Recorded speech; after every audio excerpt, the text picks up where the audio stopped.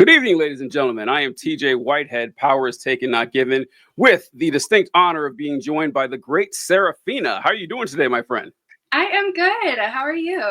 I'm doing really well. We were just talking backstage about how once you start doing content creation for a while, you turn into a Hollywood director with just the smallest scenes and getting the lighting right and the angles correct and the right camera, microphone if you want. It's the rabbit hole never ends and you're never satisfied with the product. So you guys got to keep moving forward every time, but something a little bit off.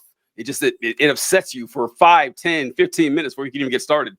Always. It is the absolute worst. I am a perfectionist when it comes to mine, and it'll still look bad. I'll still be like, oh, I could have done that better. I could have said that better. I could have filmed that better. That looks weird. And just no one cares but me. Nobody cares, right? Nobody fucking cares. And I was telling her earlier is that, so when we all started, we had 0 followers, and you started putting content out there, started catching on, people started liking it. But when I go back and watch my old stuff, amazing. Anybody watched it? Amazing. And so if they follow that, they're going to follow something that's 10 times better, but in my opinion, just slightly off. But, this is just people. This is how we are. We really can't change it. And we've gotten better, thankfully. Yeah. And honestly, if we weren't those type of people, we wouldn't be doing it in the first place. So it's kind of a catch-22 in a lot of ways. All right. So a lot of questions I sent you to go over for today. And just wanted to see, I scheduled a whole bunch of these interviews right after the election. And I first started doing it because I just wanted to kind of rally the troops in a lot of ways, because I saw a lot of depression out there. I saw it was really bad. And I said, folks, we can't have this. This is not our first election. Okay. These things happen. I mean, Republicans went through this exact same thing in 2012 when Obama beat Romney. And it's eerily similar to this one, because the Republicans all thought that the polls were all wrong. They thought, oh, no, we got this. Forget what the pundits say. Romney's winning this shit. Romney got his ass kicked. And they started doing autopsies and said, what are we going to do with the party and all? And it seems pretty similar with the Democrats. And so I'm just letting people know that, look, it's okay to feel depressed, but not okay to stay that way. We still got to get up and do the same stuff every day, just like if Trump would have lost. So just personally yourself, first, did the election results surprise you? And second, what were your immediate thoughts afterward? So surprise me, not exactly. I even though I had a decent amount of faith in Harris, I was like, there's definitely a chance. There's a chance that this isn't going to go the way that we think it's going to go. And I always had that in the back of my head. So when it happened, I was upset, just like everyone else, ticked off for a lot of reasons. But yeah, I was kind of like, yeah, that's my fault for having faith. That's my fault for thinking that we were going to do something a little bit better. But, it is what it is. I could not sleep on the 5th. I was up. Yeah. I was like, I'm keeping track. And the thing is that this was my first time ever voting even. And so, yeah, this was my first time voting. I didn't vote in the 2020 election, even though I could have. I just didn't.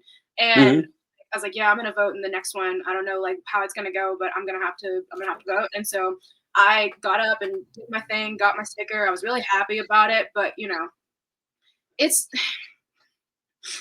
not surprising. I'm just kind of disappointed. It's kind of just like I'm kind of just like, eh. Yeah. It is, and well, it's really sad, and it's really getting me of like the potential of what Trump can do. Yeah. Everything, that's the thing that's kind of getting me.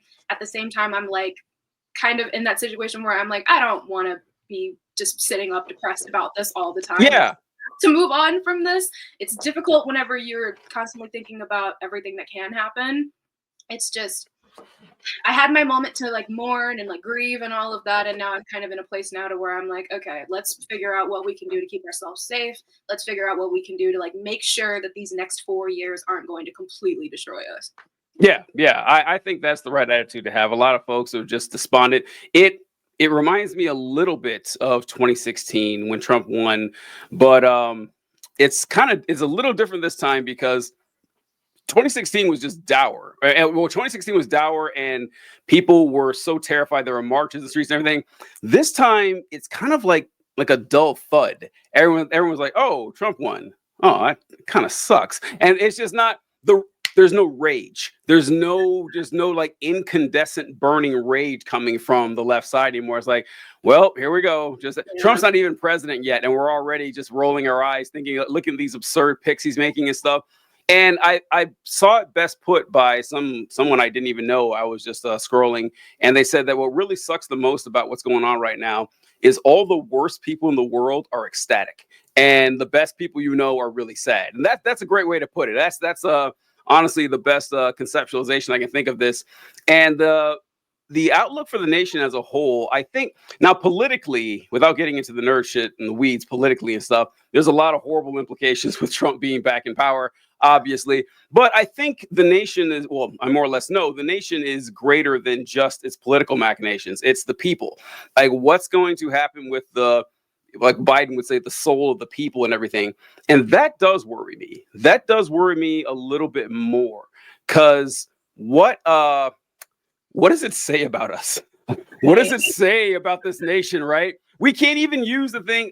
I'll tell you what, I was shocked that Trump won. Not necessarily because I thought Harris knocked it out of the park with her campaign. And listen, Harris's campaign, she did a decent job given what she had to work with, giving a 90-day campaign, a near impossible task. I thought there are a lot of things I disagree with, but overall, I give it like a B+ campaign. She didn't do a terrible job. But I thought for certain enough people would be anti-Trump to carry it through. Yeah. Turns out, no. Turns out Trump more or less had the same number of people that voted for him this election as he did last election, which means that they saw everything. They saw the 91 indictments. They saw the 34 convictions.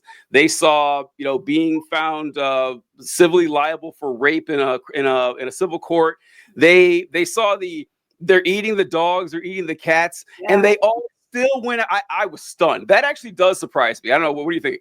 Yeah, that definitely does.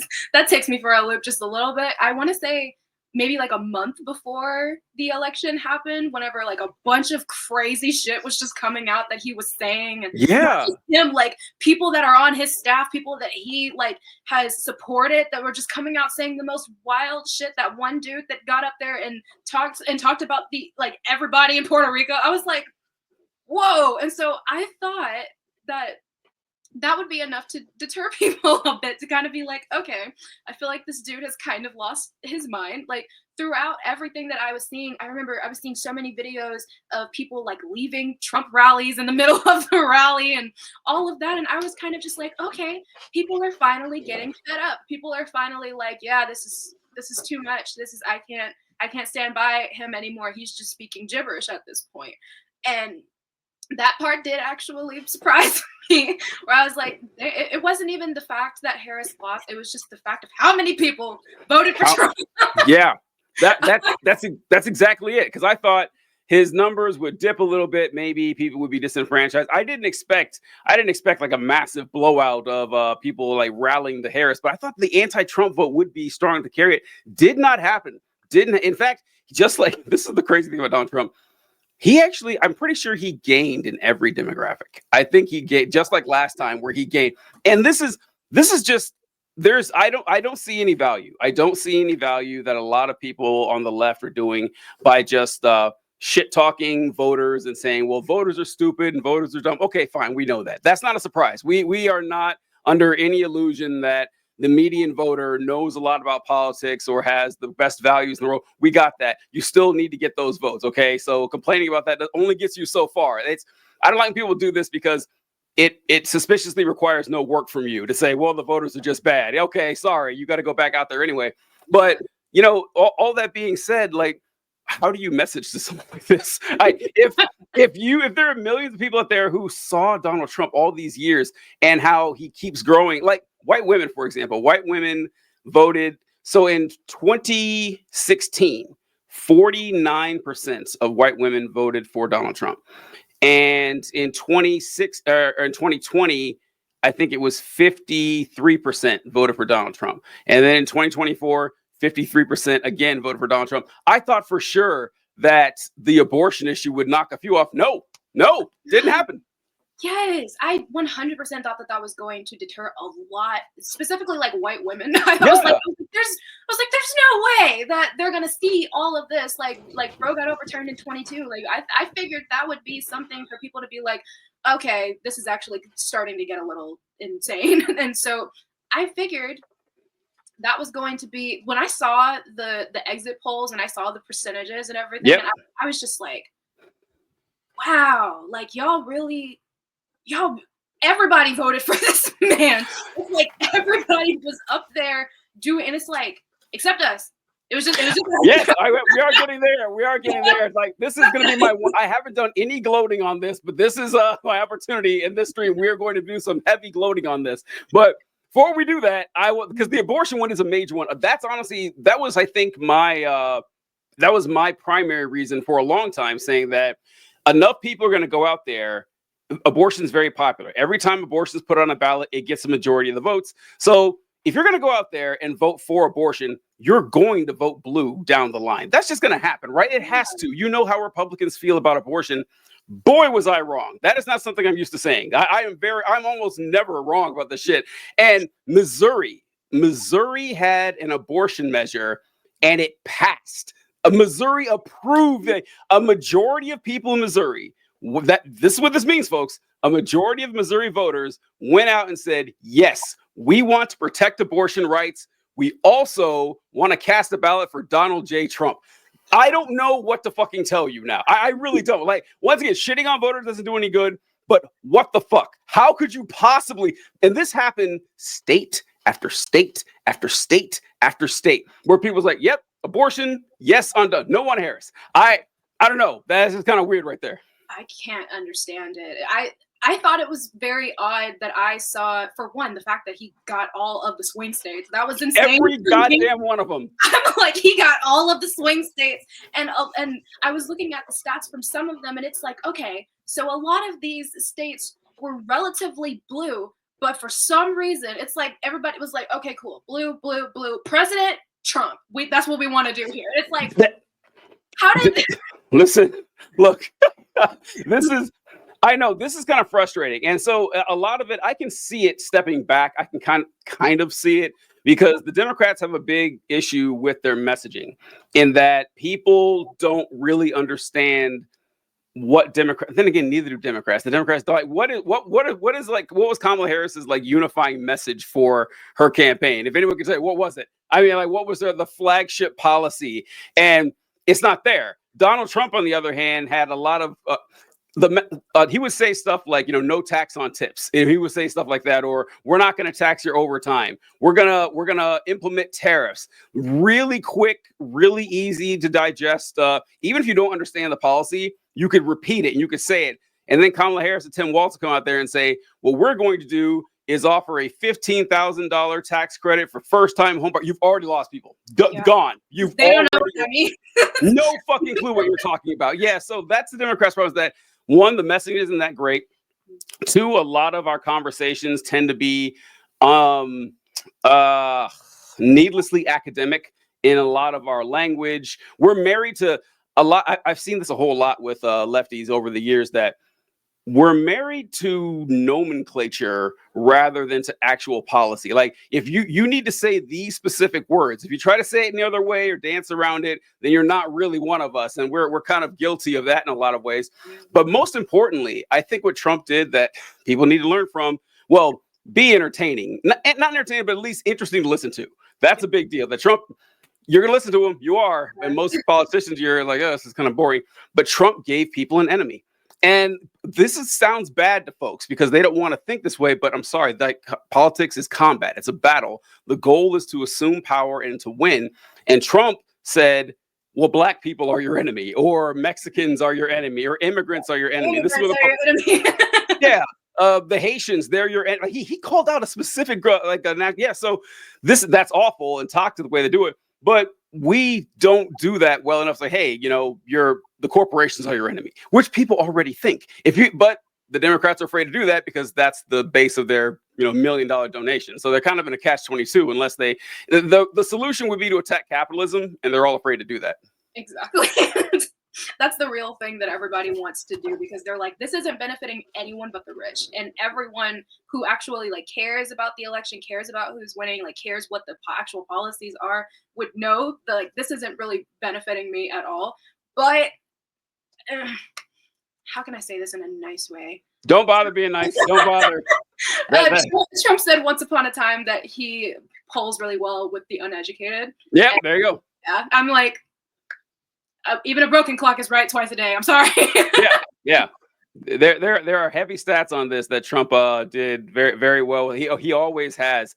And one population that he did not do well with, though, that would be the Black population. And so we'll get on this. What were your thoughts after seeing that? That they finally can't blame us for something. No way they can try to blame this one on Black people. Oh no. When I saw that, I mean, it's not surprising at all, because I was like, okay, cool. We did what we were supposed to do, like we always do. We always take care of business. We always make sure everything that we put our thing in there if no one else is. What I think they're gonna blame us for, though, oh boy, there were a lot of people, Black people specifically, who after the election happened, they were so pissed that they were like, you know what? Forget it. Fuck everything. I'm not doing shit else for anybody else. I'm not marching. I'm not doing anything like that. And I feel like they're going to blame the Black community as a whole for that, because there's not going to be as much of like people advocating for other people and being like, hey, this person was wrongfully arrested and we need to rally for this person, this, that, and the third. A lot of people that I have seen just on TikTok alone have been like, if they don't look like me, I'm not saying shit, I'm not doing shit. And it's like, I'm not doing that, but at the same time, I get it, because we are literally always at the forefront of everything. And so I feel like that's what they're going to start to blame us for. But where's the Black people? Why is the Black community not rallying for? Why are they not doing this? A lot of them are tired. Yeah, that's took the words right out of my mouth with that, because I saw a lot of that too, and I think that is an unfortunate way because it's like, I get the frustration. I absolutely do understand the frustration. But the first time I saw a video of someone saying, well, look, I saw that the Arab American population, a larger percentage of them voted for Trump this year. I mean, not a majority, but a larger percent than last time. And so don't come to me when it's time to protest Jeff Palestine. It's like, what the fuck are you talking about? Right. Are you not against genocide now? All of a sudden you're fine with that because an election went the wrong way? That just tells me you were actually never against the genocide to begin with. That's what that tells me. And I've seen this. I've seen it for the Palestine thing, and I've seen it for the women thing, where they're like, oh, look, 53 or 54% of white women voted for Donald Trump. Don't come to me whenever there's an abortion issue. I'm not going to rally on it. Why not? Abortion doesn't only affect white people. I hate to tell you. I find that I guess I get the emotional response and the anger and the disappointment, but this is a lot bigger than one election. I'm sorry to tell folks, that's just how this is, And for the numbers, if I remember correctly, it was, I think 92% of Black women voted for Harris, and I think 82% of Black men, something around there. And I think I see there's so many different numbers that are floating around. I had seen 90, 91, 92 for the Black. I had seen 80, I had seen 83, I saw 87, I saw 86. Yeah. And so it's a little shaky, but for the most part, we did what we were supposed to do. Yes. And I was especially happy with the Black men one, because I don't know if you saw this, but about a month leading up into the election, every news story I saw said, well, it looks like Black men are fleeing to Donald Trump. It looks like a bunch of Black men are voting for Trump. Obama did like a specific speech for Black men saying, it's really unfortunate that all you guys are going to be voting for Trump and everything. Nope. Bullshit narrative. Like Black people, pretty much exactly like it always has been. So I'm especially happy for the Black guys that out there. Everyone said that they'd be supporting Trump. That was pretty good to see. Yeah, because I had seen a couple of, I hadn't really seen that many to the point to where I thought that like Black men were just gonna go out and vote for Trump. Like I didn't think it was that insane, but I had seen a couple of different ones, like Black men saying, oh, well, Trump gave us a stimulus check the last time, so I'm voting so I can get another stimulus check, or something like that. Or, like, I don't think a woman should be in office or something like that. Like I've seen stuff like that. And of course, just like the unicorn Black MAGA person, like I've seen it. It's just, I didn't think that they were like an infestation or anything. Yeah, a significant portion of the population that is deserving of our concern and all that. And what you said right there, I heard this whenever I hear something, someone say that I'm voting for Trump because Trump gave us a stimulus check. I was like, this person, I don't think this person actually votes. This doesn't make any sense. Because like Biden gave you a stimulus check too, right? I mean, it's like that doesn't seem to enter into the conversation. And also, Trump never promised to give another stimulus check. That's never been something that came out of his mouth. Why would you just assume he'd do it again? Because he did it during a national emergency, a pandemic. Why would you think that's going to be a specific part of his platform? The reasons behind people saying that they support Trump, that is always the most bizarre one to me. I don't know if you heard it all that often. Yeah, it's just really weird. And plus, from what I heard, Trump didn't even want to give the first stimulus check. Like they had to make him. Like there was something that had to go under that. That's what I heard. So what happened with the first stimulus check is the first stimulus check came out, and the big deal with Trump is he wanted his name on the paper checks that went out. That was what the holdup was for the first check.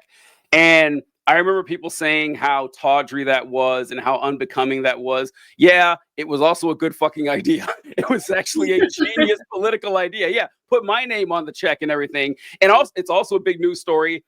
It's even better. Even if you couldn't get your name on the check, the fact that it was national news that he wanted his name on the check is only going to make people associate him with the stimulus check even more. Which is exactly what happened. Because most people don't actually pay attention and watch the news. So yeah, I don't know. The median voter doesn't really pay attention to policy. I hate to say it, and it's been a bitter pill for me to swallow watching politics all these years. That people joke about elections being popularity contests. That's what it is. That's exactly what it is. Yeah. I hate to break that to you guys. All right, so. That's what I have here is about how did racism and white nationalism become so blatant? Oh, yeah, and unapologetic over the years. All right. This has been, I think that's one of another reasons that Donald Trump's ascension into power, into national prominence, even more than he was before presidents, has been so toxic because it goes beyond the laws he signs or the policies he implements. It brings to the surface, like, oh, the president of the United States is a white nationalist now. It's okay to be one, and people are just more open and proud about it over there. Have you online? I know you've got to see it. I know you've got to see it all the time because I certainly do. Oh yes, and that was exactly, you just took the words right out of my mouth because that's exactly what I was thinking. I was like, if they are seeing nothing but misogynistic, racist men that are in power, then of course they're going to feel a lot more inclined to do that themselves and be more open and unapologetic about it. Like I know you saw the video of the Nazis that were like walking around with flags and screaming slurs and stuff, and I'm like, they're getting awfully bold, and it's because the people that are in power are sharing the same values as them. And so it's like, oh, I feel like I'm being seen. I feel like I'm being heard. I feel like I can go out and do this and do this. And it's like, this is the problem. This is the issue because of the fact that we don't even have limitations for rapists or for people who are literal felons from being in office. And so it's like, they're like, yeah, of course I can be racist and bigoted all I want. We've got a felon in office. Like, who cares? We're gonna have a felon as president of the United States. That is so wild. That is, the funny thing about that, funny is that on principle, I actually support the fact that felons can run for office. Like on principle, I do. And no, I'm not joking. I really do. But here's why. It's because Eugene Debs, and for those of you who don't know who Eugene Debs was, he was a socialist activist in the early part of the 20th century. He was against World War I. He thought the United States shouldn't have entered it. And he was arrested, I think, on sedition charges or something, or saying that the United States shouldn't be involved in this. And he served a little bit of time in prison, and he ran for president from prison. And he actually got a ton of votes. He got something like 2 or 3% of the popular vote as a socialist running for president. And he's an example of why I think it's good that felons can run for office, is that if felons couldn't run for office, then they could just do some, pardon the pun, trumped up charges on somebody, get you slapped with a felony. Now you're removed from the political process. I don't think that's right. However, that doesn't mean I support Trump, obviously, but you know, I fucking hate this when Donald Trump does something that I in principle agree with, or in principle I think is pretty cool, like starting a space force and fucking porn stars. That's awesome, right? That's pretty cool. Or in all likelihood, being our first atheist president, honestly. Right. Right? I mean, all of these things in a vacuum, I think, are fantastic. It's unfortunate it happened to be with Donald Trump. Being a felon and being president, honestly, kind of funny. Kind of funny. You know what? If it was Eugene Debs, I'd be totally cool with it. But it's Donald Trump, unfortunately. But yeah, that was just oh, I already see these comments here. Heather wrote, I'm so excited to hear about this topic. Very interesting. Thank you for sharing your perspectives. Appreciate that. Jessica says, sorry, nope, Trump cheated. I don't know what that meant. Trump cheated with what? I'm not sure what it means. But yeah, where's I going with that? Trump and his the white nationalism and the spreading and all that. That Trump's influence has emboldened people to just say, oh yeah, I'm a bigot and I'm perfectly fine with it.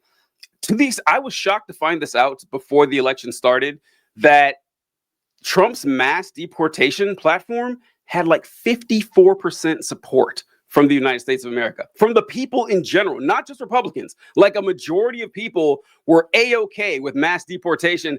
That I should have known then that Trump was going to win. Honestly, how that didn't give it away for me, because my heart absolutely sank when that happened. But this can be blamed a lot on Donald Trump. But I think I sent the message. One of the things that definitely has just poisoned the discourse of the United States population way more than I thought was red pill content. And especially when we saw the numbers with the Gen Z men who voted for Trump. I can't remember what the numbers were, but Gen Z men, I think they went up. It was 13 or 15 points from last time voting for Republicans. And I think the red pill stuff has a lot to do with this. Oh, absolutely. And it's so sad that, I mean, that's how they're getting more emboldened with everything, because not only are they seeing these types of people in office that are like in charge of things, they're also seeing these types of people on social media every day that are saying these things that are probably some sort of thoughts that they had in the back of their head. And they're like, oh, somebody else feels this way too. Oh, let me share this with my friends and tell them like, hey, we're superior as men and women suck, make us sandwiches or whatever. And it's like, when you're seeing those people literally all around you, because I had a boyfriend who was Gen Z, and he was just absolutely subscribed to that. Like, he loved Kevin Samuels. He was one of those, like, loved Kevin Samuels, probably would have loved Andrew Tate. We broke up before he became really big, but he was one of those people who subscribed to that type of thing. And it made me realize just how many there are. And that was like a couple of years ago. I feel like it's gotten even worse today. Every time I turn around, I'm seeing somebody that's just completely going off and being like, men are superior, men are better, men this, men that, women suck. And it's like, it's always been here, but so if I don't get too personal, but I'm just curious about this, because he got into like red pill content. So usually when I think of guys who get into this, I think of guys who don't have girlfriends or don't have. How did this happen? Or if you know, I mean, maybe it just snuck up on you. Like, how did? I did not know for a good while. He didn't come off as the type. It wasn't something that we talked about when we were dating. It wasn't until we had been together for a while, and I think he had been watching the videos probably like in secret and didn't ever tell me about it, because he knew that I was very, very much liberal, very, very much not subscribing to any of that. I'm queer on top of everything else. And so it's like all of those things, a part of me feels like he hid it until I was too comfortable. That's what I was going to ask. Like, maybe he had started before you guys got together, and he's like, okay, I'm going to drop a few his. Oh, look at this. I found this video. Who is this guy? Kevin? Who is this? I never seen him before. What do you think about him? And when I tell you that is basically verbatim what happened. I remember there was the first time that he ever showed me like a video of his, he was just like sitting there watching YouTube, and he was like, oh, listen to what this dude is saying. Like, I just found this guy, and I love what he's saying here. And it just kind of like just snuck in over time. And we broke up shortly after that, so it was fine, but it kind of just like snuck in over time. So when I think of red pill men, I don't think of them having girlfriends, because who would Yeah, want to be around them? And the only people who would willingly want to be around them would be like pick me women, but pick yeah. me women never get picked. So it's like, in my personal experience, he kind of snuck that in there, and I didn't know until I was well into. I think we had been together for basically a year at this point before I even saw it. Wow, damn. Yeah. That's incredible because I honestly like I couldn't imagine being just a huge fan of this type of content and then saying, I bet my girlfriend would really love this. Cause like I can listen, I can understand like a dude, if someone is online telling you that you should be king of the world and that all your thoughts and all your prejudices, all of your preconceived notions are 100% correct and all the problems you have, they're not your fault. They can be blamed on women. Okay, I can see how that would be appealing. It's like, okay, yeah, of course, who wouldn't want to hear stuff like that? But then I don't know why you would begin to think that unless, you know what? I was just thinking about Kevin Samuel. You know what he did all the time? He would always have women on his show. That's what he And would show me. That's what, yeah, that's what he would show me. He would, his way of his way of excusing it, I guess, because it rubbed me the wrong way whenever I saw it the first time, obviously. But his way of excusing it is he would show me videos where women were calling in and talking, and he'd be like, "Well, look, he talks to women the exact same way that he like says men and this, that, and the third." He's like, he basically made it seem like, oh, Kevin Samuels doesn't discriminate. He's, just being real and just with everybody. That was his excuse to like make it sound better. And I feel like, I don't know, maybe a lot of people fell for that. But when I was watching it myself, I was like, I'm seeing differences between like when he's talking to men and when he's talking to women. Like there's even sounds on TikTok of like, and people don't even know that it's Kevin Samuels, of him like talking to a woman and like saying this, that like, I can't remember what the sound is, but I think she was like, I'm a Virgo, so this is why I do this and this. And he's like, I get so tired of black women. That's Kevin Samuels. no, People, there's sounds floating around everywhere and all of that. And so I feel like a lot of people just didn't fully grasp it, or at least people who were subscribing to that type of, I don't even know if I can call it doctrine, but like just the red pill mentality, I yeah. guess. Yeah, I like what your boyfriend said that he's not misogynistic. He treats everyone poorly, as if that's a positive. As if I am like, is that supposed to impress me? That he's an asshole. Even if what you're saying is true, just saying he's an asshole to everybody doesn't make him a better person. It actually makes him twice as bad. Yeah. And then it also, and he should have known better. It's like because you ever let's see. Oh, I got an example. So with racism, you ever hear somebody say, "Oh, I'm not racist. I hate everyone." That person is a racist. That's what racists say. Racists say that, and they also like to say, "I don't care if you're black, white, or purple." Those are the guarantees that the person you're talking to is a stone cold racist. You ever notice that shit? 100%. And I was just about to say that too. I was like, if you really want to spot a racist, they'll tell you, they'll be like, oh, I don't see color, or I don't care if you're this, and this. You could be yellow, pink, purple, polka dots. And it's like, you are racist as fuck. Yep. I can see it in your eyes. Yep. They always do the imaginary colors and shit. Like there's plenty of colors that people come in. Why do you got to add in purple and polka dots? Like if someone's purple, you should care. You should absolutely care. The time to discriminate is now, because they're going to be dead in a couple of minutes from lack of oxygen to their brain. I don't understand it. And the red pill thing. So what do you think is the source of the young men in particular? Because I FD Signifier, I don't know if you ever follow him on YouTube or you've seen any of his essays, but he does 2 or 3 really long video essays about the red pill movement and how it tends to attract young men in their teens and early 20s. That's when it kind of puts their hooks into them. And for the most part, they tend to grow out of it. And that honestly makes perfect sense to me based on what I've seen and how it appeals to them. But I'd like to get your opinion on this first. Like, what do you think is the attractive part of the red pill to these folks? I think for the most part, it really appeals to people who like teens, early adulthood, probably don't have a lot of experience with women, probably Or zero. Yeah. Yeah, I'm like, the only woman they ever met was their mom. Like, Yeah.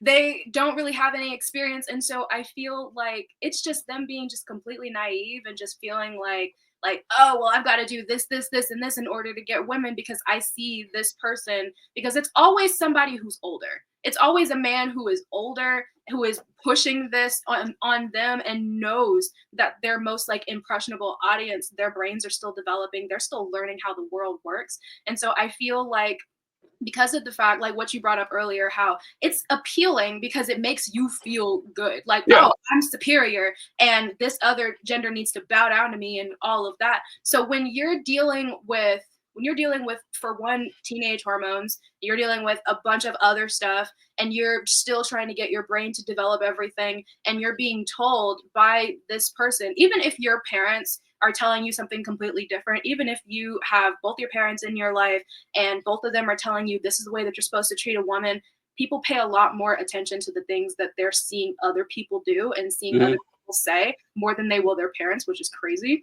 And so I feel like because a lot of them are on social media, a lot of them, this is what they see on a regular basis, and they kind of just go with it, which is why I feel like there's somewhat still hope for at least some of them, because it's kind of like, this isn't, at some point you do have to learn that this isn't Yeah. the way to go. Like, at some point you're going to talk to an actual woman and you're going to say something crazy to her and she's going to stalk you in the fucking jaw and you're going to be like, whoa, wait, what? And it's like, yeah, you can't do that. I don't know why you thought that you could just go into this world and just be blatantly misogynistic and didn't think that you were going to get anything from it. So I feel like for a lot of them, it's going to be a fuck around and find out type of situation, but they will find out.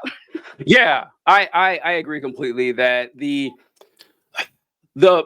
real toxic part about the red pill, honestly, it's the same that applies to any bullshit narrative or hate group, is that it always has like 20% truth to it. And that's what people use as the doorway in, because this isn't necessarily red pill stuff, but red pill uses this a lot. And you'll see this with folks who are definitely not red pill people, like Jordan Peterson. I wouldn't call him a red pill guy, or Ben Shapiro. Just conservative talking points where, well, for example, a conservative talking point is that if you're broke, it's your fault, or if you're poor, it's your fault. So what you should do is you should work hard, you should show up on time for your job, and you're going to excel. That's actually very good advice, right? Now, that doesn't solve a systemic problem, but the red pill guys, what they do is that they'll catch people, they'll catch guys in their younger days who are emotionally vulnerable, scared, and there's like, they talk about the crisis of masculinity going on. And this it's a lot deeper than what people, in my opinion, it's a lot deeper than what people say than, well, men are just genetically born evil or some bullshit like that, And it's like, no, what really is that, oh, I heard an echo. I thought it was you, it was me. But so what really happens is that society does teach something to young boys and young women. And they'll tell the guys, listen, if you just be nice all the time, you're just a really capitulating person, is easygoing, like a romantic comedy guy. You just like, women are just machines that you put niceness coins into, and then sex comes out. And that's what they kind of grow up thinking. That doesn't happen. And it's like, oh, that's not how human beings work. That's not how relationships work. They're people. You treat like anybody else, and you move on from there. And then you have the situation where men also are taught this fantasy that, hey, if you grow up, you work hard, you get a job, you'll be rewarded with your very own human being, and she will be there for you all the time.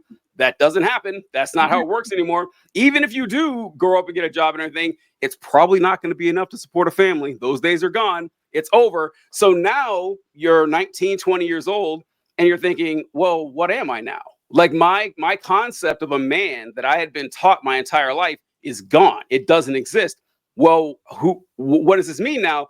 Then Andrew Tate comes along, and he says, then he starts off with with good advice, saying something like, look, if you want to be more successful with not just women, but with men or with your career, you need to stop focusing on the other people and work on yourself. You need to get a hobby. You need to You need to practice proper hygiene. You need to start going to the gym. Make yourself the best version of you possible. And that's going to be attractive to everyone you meet, male or female. That's great advice. That is fucking amazing. And it seems common sense, yeah, but a lot of people don't have that. Like, that's absolutely true. And then they start feeding in, by the way, did you know the reason that everything's falling apart is women? Did you know that? And they're like, oh my God. So yeah. Just put it in there. Yeah, I think that's really how easily it works. And if you already feel betrayed by society as a whole, you already feel like you've been lied to, you know the world is stacked against you, you know everything is unfair. And then the red pill guy comes along and says, yeah, the life is unfair. Toughen up, make it unfair in your favor. And then they become sociopaths. I mean, what do you think about that? Yeah. I want to go back to what you said earlier about how it's like they give you an enemy. They tell you who to hate, and they're like, yep, your issues, everything, yep, it's because of women. And that's where they start thinking like, oh, okay, so women are terrible, but I also feel entitled to have a woman because I want a woman. So I'm going to treat every woman like complete and utter shit. But because of the fact that I have a job and I work out and I do all of this, she's going to deal with it anyway.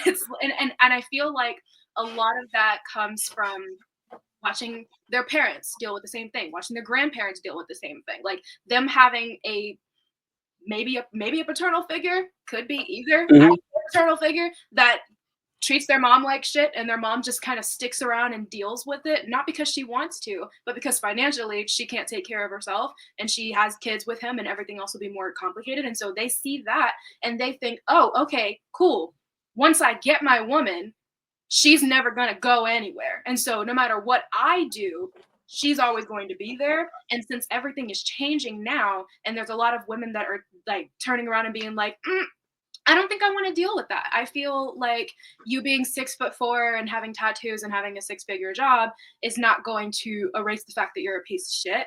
And for some reason, that's like super surprising for them. And so I think a lot of the anger comes from, like you said, being told this is what you need to do. This is how you're going to get there. And then them doing all of that and still not getting the thing that they wanted.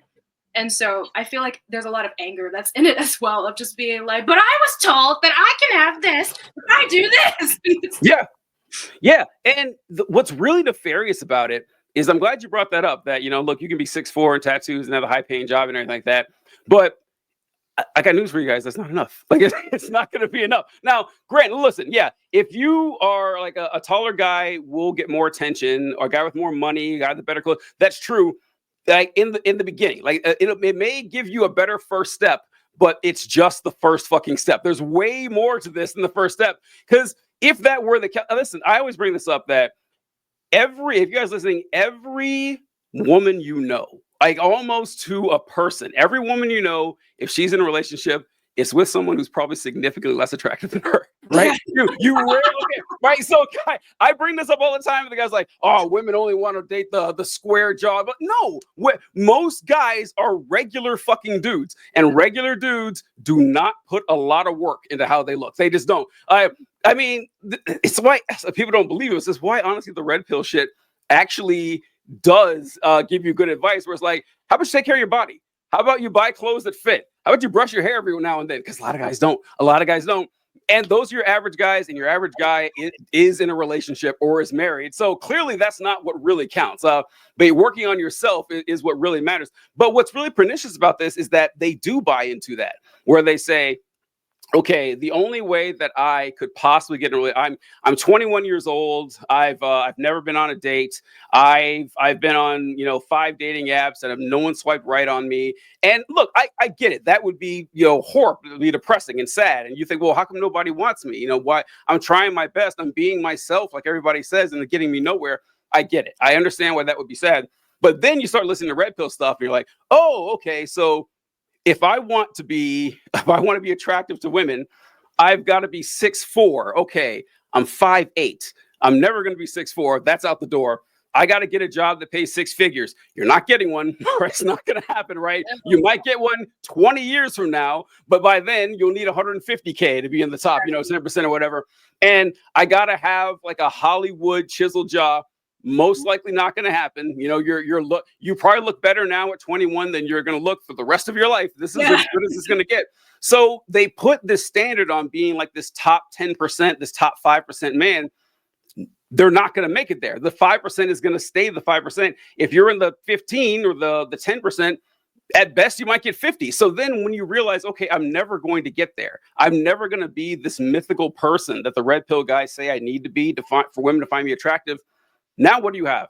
Now you've got nothing. Now you've got a life of depression and inadequacy looking right ahead of you. Exactly. And that's where the anger comes in, of being like, nobody wants me, so I'm just going to go and do this and do that. Those are those men that will go out and like commit crimes against women for no other reason other than they're like, women don't want me. And so I'm going to go out and I'm angry at the whole race. And it's like, or the whole gender. And it's like, well, like, it's not that deep. It's funny you brought up the race thing, because I'm sure you've noticed that how quickly racism jumps into the red pill folks too. Have you noticed this? I've noticed this a lot, that it is a very quick jog from the red pill community to the Nazi community. Like they're very closely aligned.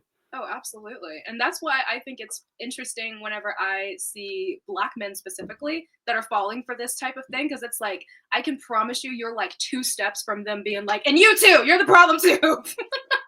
Yeah. It is the one I think of Fresh and Fit is who I think of with this, because the Fresh and Fit guys are obviously misogynist and they revel in it. Also brutally racist, ironically, against Black people. Just brutally racist against Black people, as much as I don't know if you saw that time they had like Klan hoods on, they're doing Nazi salutes and everything. Yeah, they're hanging out with Nick Fuentes and everything. It's like these guys, I don't know, and I think what it comes down to is red pill is based a lot on biological essentialism. That's kind of the foundation of the entire thing. If you're a man, you should act like this, and this is like your destiny given to you by God. If you're a woman, you should act like this. This is your destiny given to you. Quick hop, skip, and a jump from that to you were born with this race, therefore you should do this, and you were born with that race, and therefore you should do this. Hoteps, they kind of remind me a lot of Hoteps. That's kind of the blend between red pill and racist. Although I don't know. What do you think?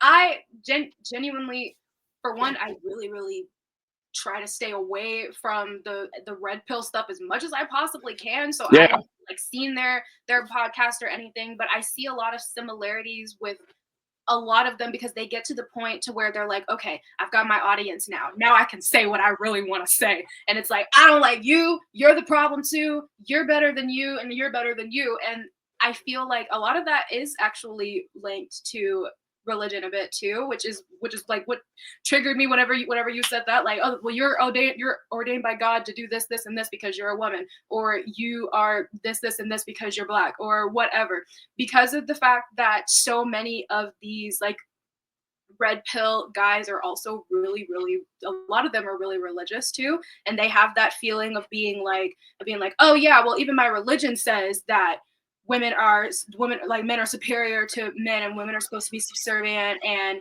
even my religion says that you being Black is a curse and you're supposed to do this and this.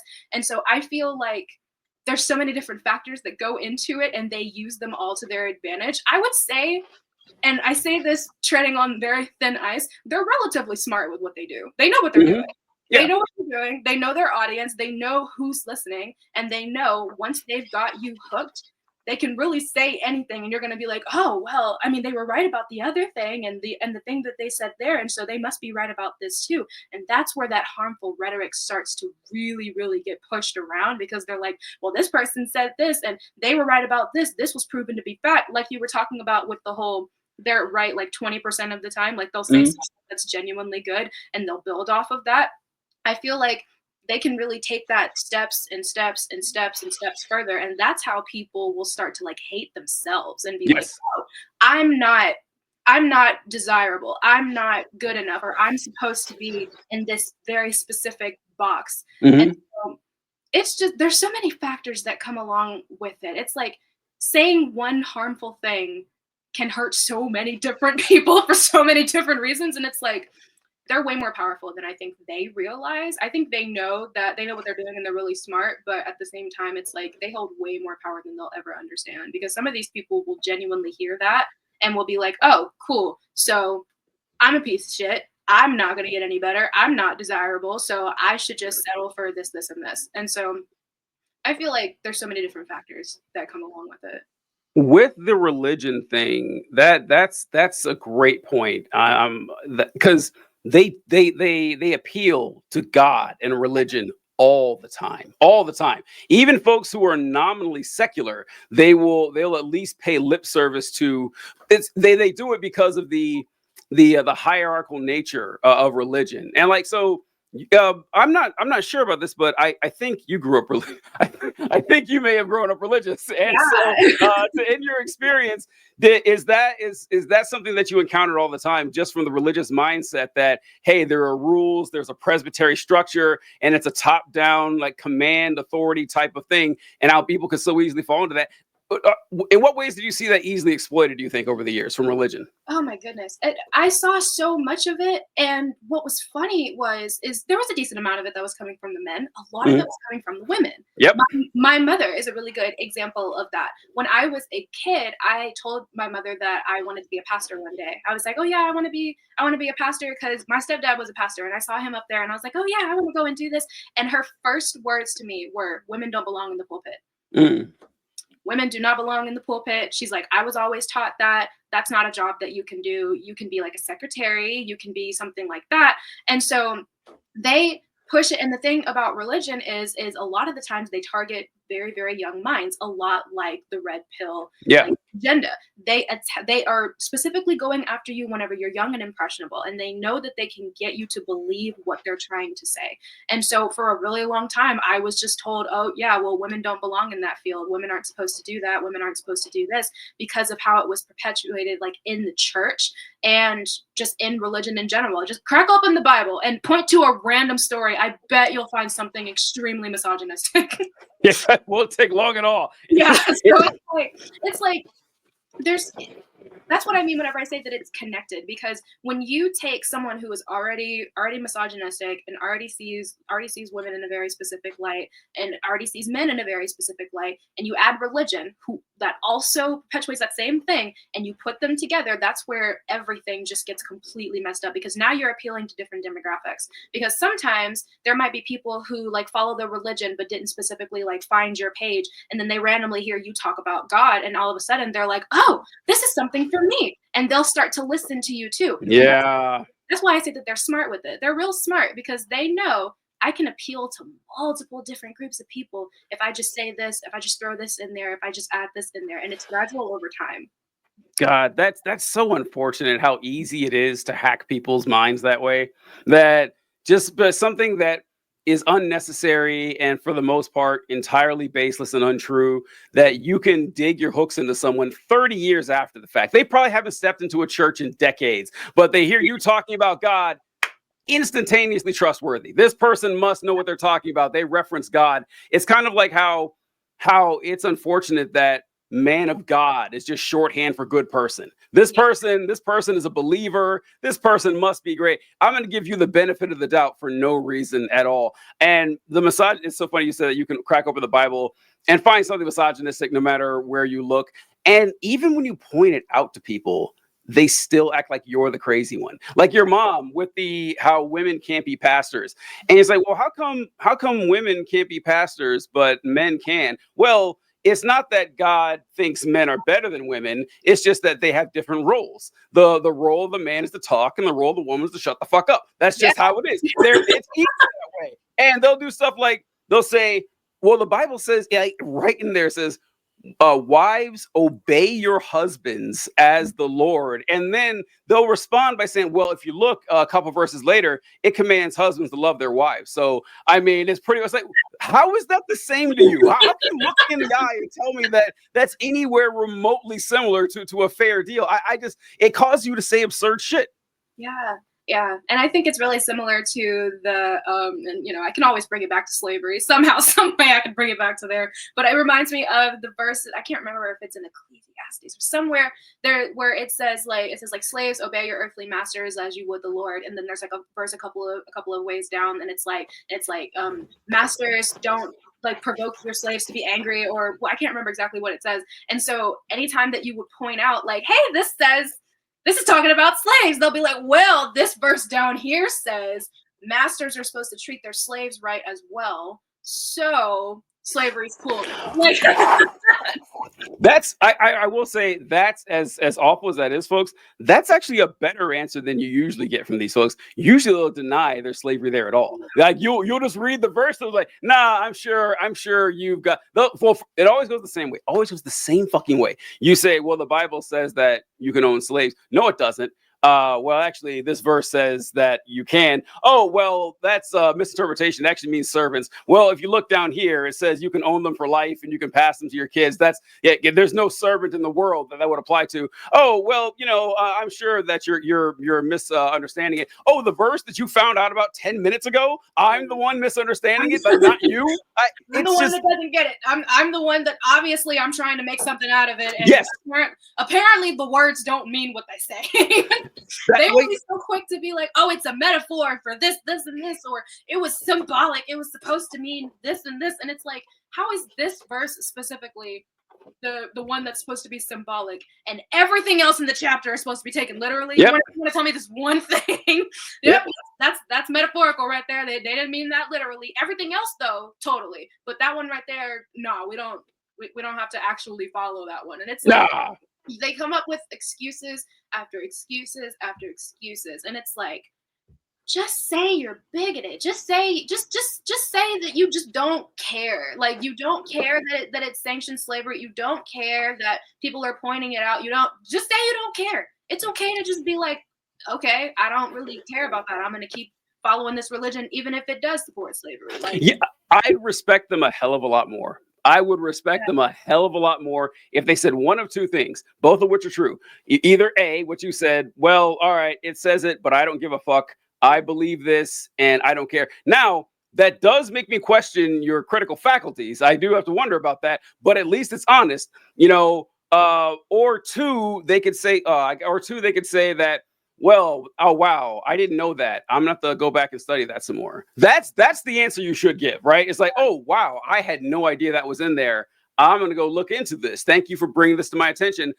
And it's not that hard to say. I mean, you were wrong. It happens to literally everyone. I mean, it happens to some people a lot less than others, but I'm just saying it happens to everyone. You've been wrong. And if someone shows it to you, there's no shame at all and say, oh, thanks for pointing that out. I'll look into it. But no, they don't. They vehemently defend it no matter what. And I don't know. It's just, it's really frustrating. It makes me embarrassed for them that they know less about their God than I do. That's just like, I would feel really badly if someone who didn't even believe in my God was just like knows 10 times more, but it happens every time. It happens every goddamn time.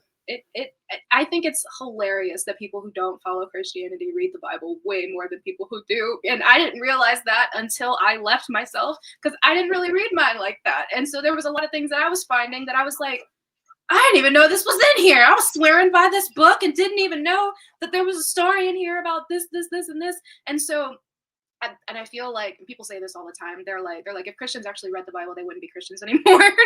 And I'm like, I read the Bible and I wasn't a Christian anymore. So I feel like it goes for a lot of people. I feel like sometimes it's blissful ignorance. Like they just kind of just want to be, they just kind of just want to be like, I don't know about, all I know is God is good all the time and John 3:16. That's what I got. That's all I know.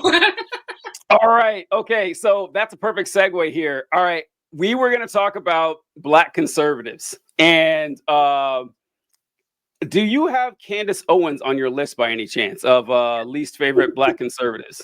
I do. All right. So what can you tell us about Miss Owens from what you've seen in your travels? Lord. So apparently she said that the Black Lives Matter movement was a scam. and said that it was like promoting Black anarchy, basically, like telling us to go out and do crazy stuff.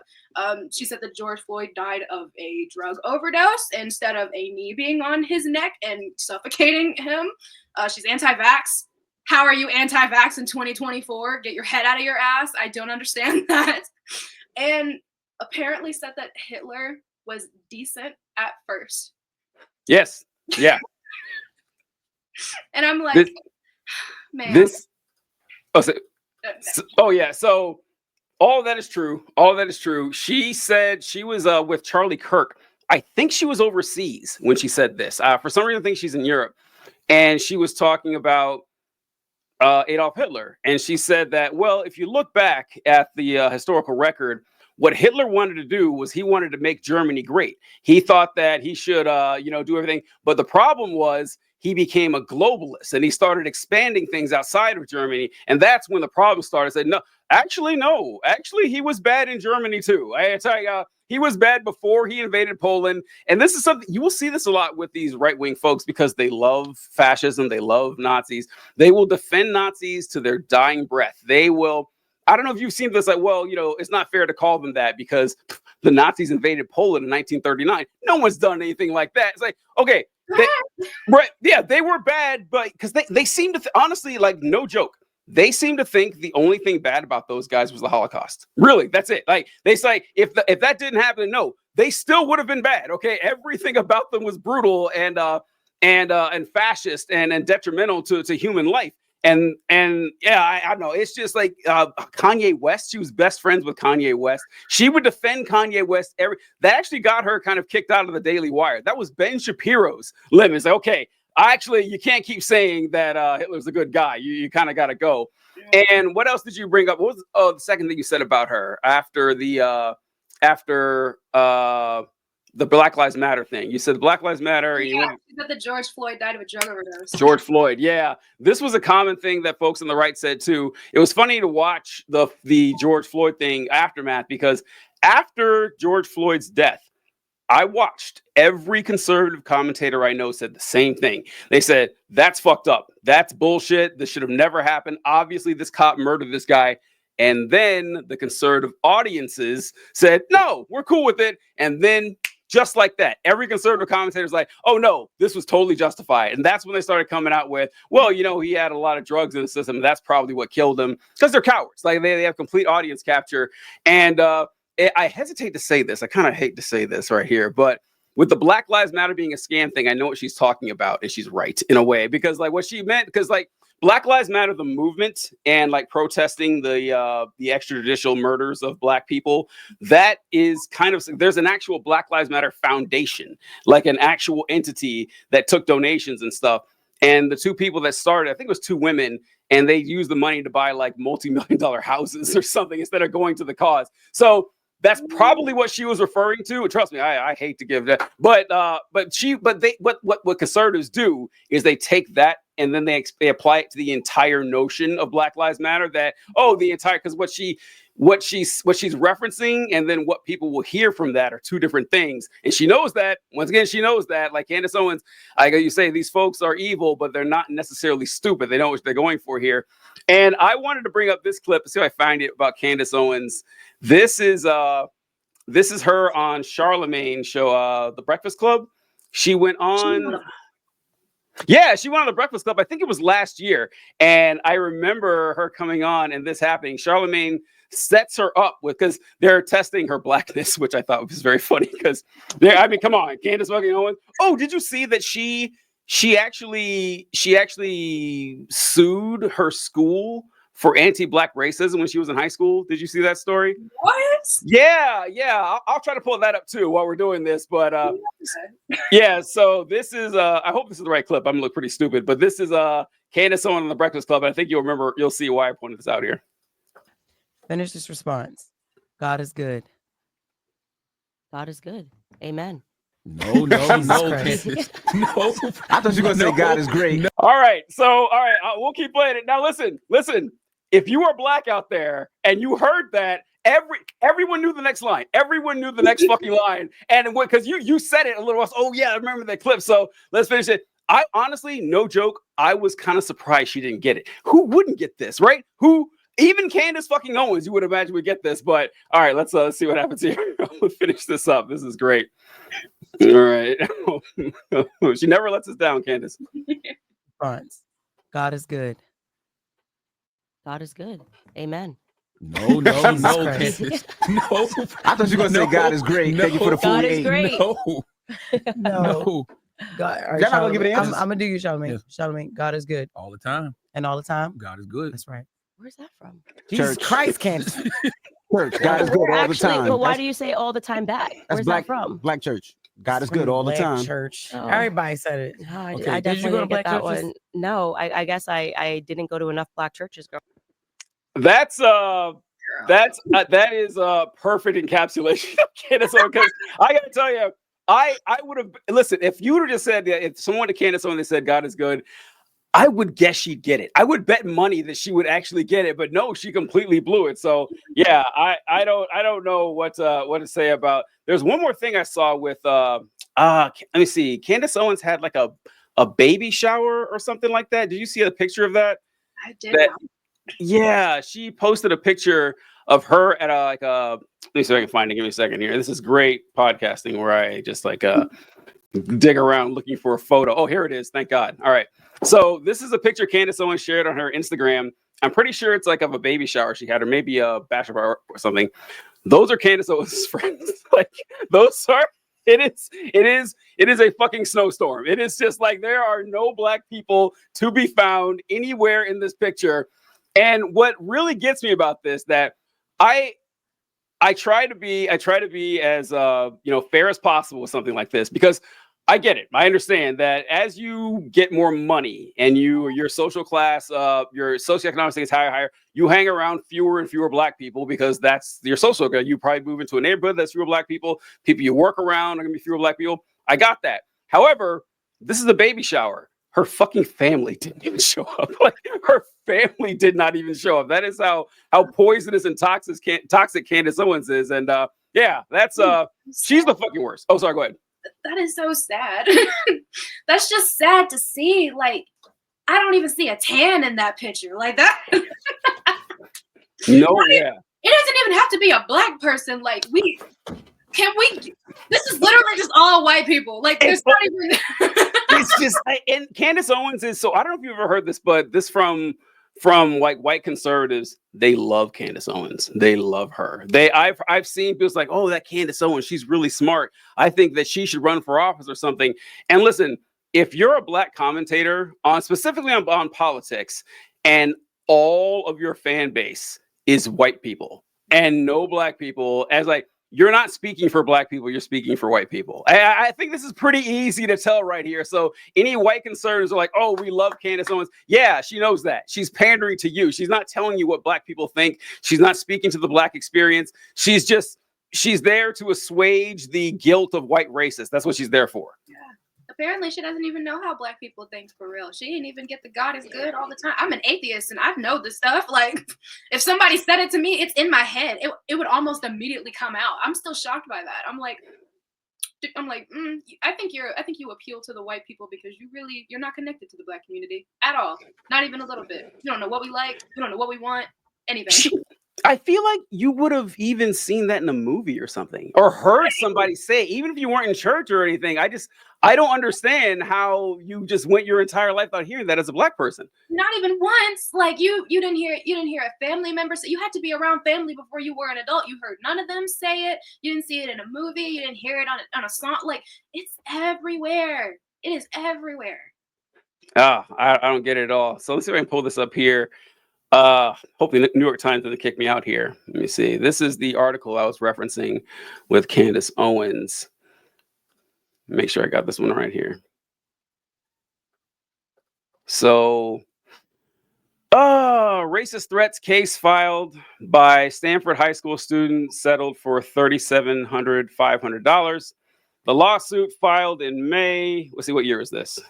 2016, the lawsuit filed in May accused the city of failing to act in part because one of the callers in Stanford, one of the callers was the mayor's son, Daniel Malloy.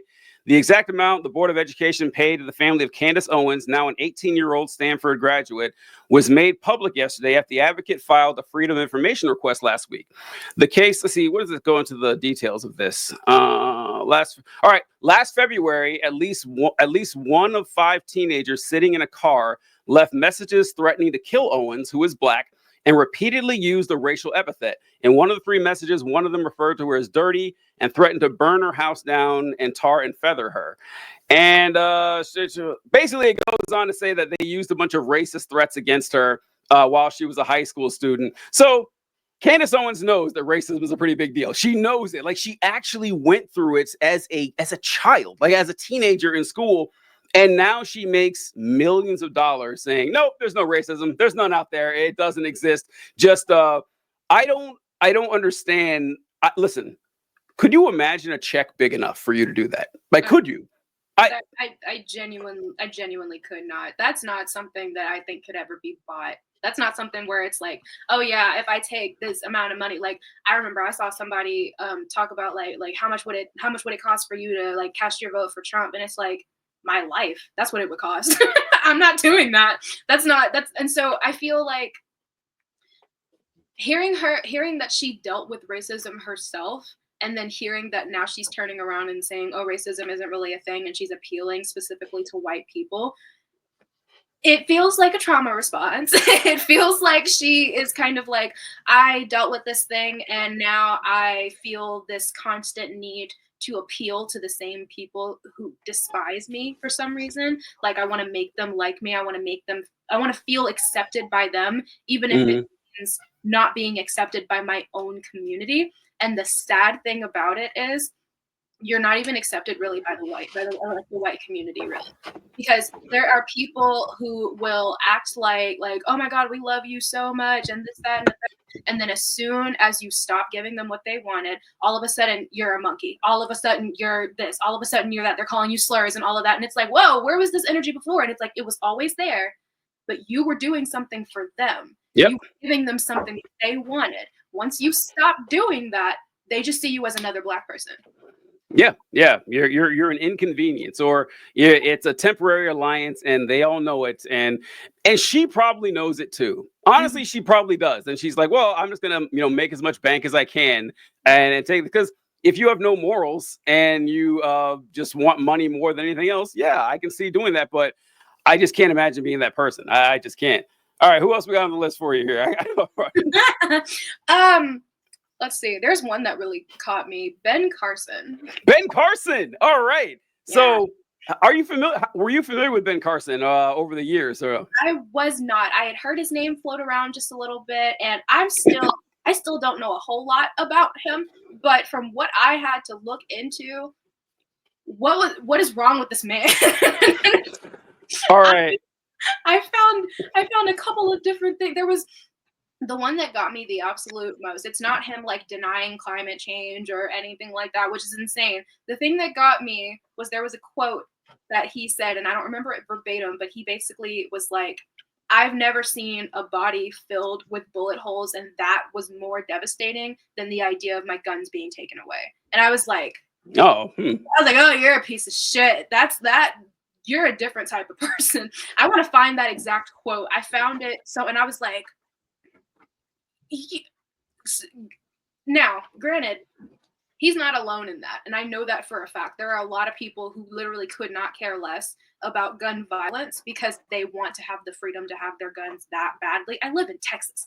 People open carry around here. Like, I see it everywhere. And so it was, oh yeah, he said that same-sex marriage shouldn't have been legalized. And it's like, what is wrong with you? Like, and those were just the things that I found from him. I wasn't super familiar with him before because I stay away from Black conservatives. They piss me off. I have so much to tell you about Ben Carson. Okay, I have so much. All right. So Ben Carson, I first heard about Ben Carson as a 12-year-old boy. And as a 12-year-old boy, I did a book report on a book called Gifted Hands. And it is a book about Ben Carson. And Ben Carson, for those of you who don't know, he is a very stupid man, okay, but he's also a goddamn genius. And that is like something that is like, he at the time of like, he's old now, he's like 70 something years old, but when he was active, he was the best brain surgeon on planet Earth. He's a literal brain surgeon and a world-renowned brain surgeon. He was the first person to ever successfully separate twins conjoined at the head. So like their brain material, what they had to separate. No one could figure this out. He fucking figured it out. And Ben Carson, he grew up because I read the book when I was 12, but he grew up poor. He grew up in the projects, and he got a scholarship to go to, I think, Johns Hopkins for med school and everything. And, brilliant guy when it comes to medicine, at least, but he is dumb in every other fucking category. Like you ever hear him talk and the stuff he says, he maxed all his points into the brain surgeon thing, which is a great thing, a great place to put it. But everywhere else, he's absolutely insane. And he's against any sort of government assistance. Although the only reason he's alive is because of government assistance. He admitted it himself, because of the assistance that his mom got.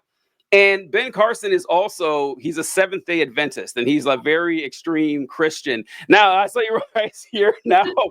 So for those of you who don't know, because odds are you guys don't know any Seventh-day Adventists. I don't know if I've met a lot in my time, maybe a couple in my day. And the Seventh-day Adventists, I respect them for one thing, and that's the fact that they acknowledge the Sabbath is Saturday, which a lot. They're the only ones. Yeah, this is when I was a kid, I remember like going over the 10 Commandments and everything, and it says, remember the Sabbath, keep it holy, okay. And then I found out that as a kid, the Sabbath is Saturday, and Jewish people observe the Sabbath on Saturday. I was like, okay, then why do we make such a big deal about not working on Sunday when it's not the Sabbath? Yeah. And they're like, well, in the Bible, they did the explanation of why would church on Sunday. Well, so Jesus died on Friday, he rose on Sunday, so Christians meet on the first day of the week to honor Jesus. Like, okay, great, got it. That's why we go to church. Why do we call Sunday the Sabbath? And like, look, show me in the Bible where it says, oh, by the way, the Sabbath is the first day of the week now. It ain't there. So I do respect the Seventh-day Adventists for actually acknowledging that the Sabbath is Saturday, but they lose a lot of that respect because the reason they are called Seventh-day Adventists is that years ago, you had this guy, this prophet, who said that it's like in the 1800s or something. He's like, Jesus is returning on March 3rd, 1889, whenever it was. I can't remember what happened. And then, as you see, we're all still around. Christ did not come back. And they kept trying to, and they refer to that as the Advent or whatever. And so they've named themselves after their failure in prophecy. So already insane there. He was chosen as Donald Trump's, I think, the head of, it was like, not Health and Human Services, but like a Department of something like that, urban development. That's what it was. Of course, he put the black guy in charge of urban development. Of course, it's something Donald Trump would do. Ben Carson has no experience at all in urban development, but he's a black guy. We'll put him in charge of urban. So yeah, it makes something Donald Trump would do. But I remember when because he ran for president back in 2016, and for the Republican primaries. And Ben Carson said, you'll appreciate this, Serafina, where he said, well, I remember reading the story about Joseph and how he hid grain in the pyramids for the famine. The Bible never says anything about hiding grain in pyramids. It said that Joseph said we need to save grain, but for some reason he assumed that Joseph hollowed out the pyramids and filled them with grain over the years. I was like, they're not even hollow on the inside, are they? That's the person we're dealing with here with Ben Carson. Thank God, I almost forgot about this. So this is at Ben Carson's house. I think he let a camera crew into his house, and Ben Carson has this painting of him and Jesus in his house with he has this fucking painting of a very weird looking Jesus too, but yeah, Jesus holding on Ben Carson's shoulder in his white lab coat. Very weird dude, very strange, but I appreciate the Ben Carson one. That one was pretty great. Why would he have that hanging in his house?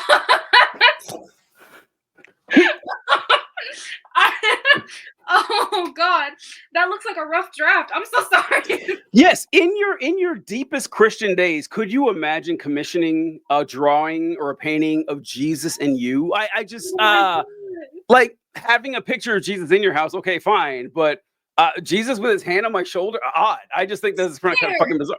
Yeah. Weird. Even in like my most like I would like super devout Christian days, I would not do that. That's weird. Yeah, I see it as like kind of sacrilegious or something. It's like, why am I? What makes me think that I deserve to be in the presence of Jesus in this photo? Yeah, it's kind of strange. And he's touching me. Like you see Jesus as like a very, very sacred individual and all of that. And it's like you're not only is he in like your vicinity, he's touching you. Yeah. No, he touched people to like heal them, and he was doing all of that. That's what that was. To assume that for one, you would be in his presence and that he would be allowed around him and all of that, because we all of the Christians believe that we're just like not worthy or whatever. But having the hands on you, that's the stuff that's really got me like, this wouldn't happen, sir. And I feel like this would offend some people. This is something that I remember finding a little odd while I was a Christian, at how goddamn fucking familiar people were with or treated God with them, because this is the creator of the universe. And I think a lot of it comes down to, they put the emphasis on the fact that you have a close personal relationship with God, capital G, God Almighty. Like you're so tight with the guy, you and his kid are on a first name basis, you know, and this is like, it's odd, right? And it's like, you're just gonna barge in front of the presence of the creator deity who spoke reality into it. Who the fuck do you think you are? Yeah.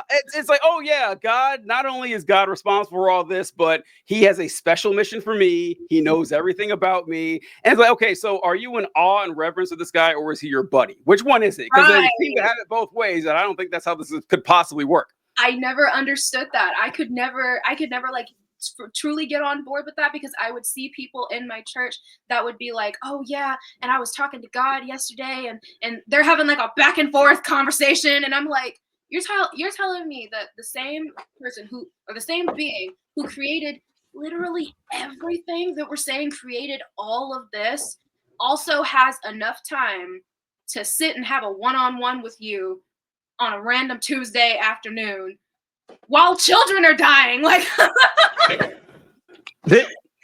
this is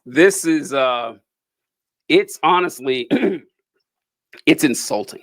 Like it is so unbelievable. It's insulting because, you know, like I don't know how you could come up to someone and say, yeah, I spoke to God the other day and I was in a panic because I couldn't find my keys. And if I was going to be late for work, I could lose my job. And out of nowhere, I got this idea, oh, check the corner of the garage. And there my keys were. That was a God thing. Totally a God thing. Like, he really saved me then. I'm really appreciative. It's like, a child got raped and murdered yesterday. Yeah. Like a child that was a Christian. And you're telling me that God said, nope, gonna let that slide, human free will and all, but really gotta help Carl here find his keys to get back to work. It's like, I would be so disappointed in God. Yeah, fuck my job. I can find another one. Okay, save that child's life. You should be enraged at your God, and that's where the fucking solipsism comes in. It's I'm always a little miffed when I hear people say that they believed in God, but they don't believe in God anymore because something bad happened to them. Now, I get like leaving a church or leaving a faith because of that, but the belief in God is like, you know, slavery happened, you know, the Holocaust happened, you know, there are wars going on right now, but because, you know, you broke your leg, you're like, oh, well, I guess God wasn't watching out for me after all. You didn't give a fuck about anybody else. Say what? Yeah, people used to tell me actually, like, if that was the thing that made me like stop believing in God, like because I was abused as a child. And I'm like, I mean, it helped, but that wasn't the only reason. It wasn't like I just woke up one day and was like, nope, God doesn't exist anymore, because if he did, he would have saved me specifically from this situation right here instead of saving all the other. Like I regularly have to ask Christians, where is your God's priorities? Because genuinely, if he's helping you get a parking spot, but he's allowing other people to be raped and murdered and people get cancer and die in horrible ways and stuff, and he's kind of just like, free will, but he helped you get a parking spot? Something, I'm like, either this is not real or his priorities are fucked. Yes, absolutely. And I say this all the time when it comes to, now, if like say something bad happened to me and say Wolfie died, like my cat, say Wolfie died. I'm like, oh, it's sad. Wolfie's only 2 years old and he died. I can't believe God took him away from me. Now listen, I can understand. All right, maybe the God I worship isn't the right God because like my God wouldn't have let my cat die or something. That wouldn't destroy the concept of a God for me. Those are two different things, right? Those are two completely separate things. But if you insist on believing in a God who does this stuff, I think that it kind of lends credence to the Christian fundamentalists and how they say that Donald Trump is blessed by God. Because I got to tell you, at this point, it's kind of hard to argue against them. I got to tell you, I am having a very difficult time saying, well, this guy, he is definitely, if anybody on this planet is blessed by God, it is Donald J. Trump. Because it also verifies all of my strongest suspicions that our deepest, like, philosophical questions would be solved if God were real and he were evil. Like, if we assume that God exists and he's evil, things start to make a hell of a lot more sense. They certainly don't make less sense. They make a lot more sense. And Donald Trump winning another election, surviving 2 assassination attempts. Oh yeah, God is evil. He wants us to suffer. I'm with them now. I'm with you guys. God exists and he loves Trump. I agree. Plus, have you cracked open the Bible? Like, just crack it open anywhere in the Old Testament specifically, and you will see this God. No, he does not. He does not care. He sanctions rape. He sanctions misogyny. He sanctions so many different things, and it's like, yeah, I'd say this dude is pretty godly. Not gonna lie, even if he doesn't believe in it. I'm trying to think. I saw something the other day. It may have been one of your videos. I'm not sure. I think it was last month, but it was talking about King David, and King David, which is another, they compare Saul to King David all the time, which I find hilarious because I was like, oh, look, David was a bad guy too. It's like, yeah, David was also a successful, competent warrior and a politician and statesman. Like, I mean, say what you want about the guy, but it's an insult to him to compare him to Donald Trump.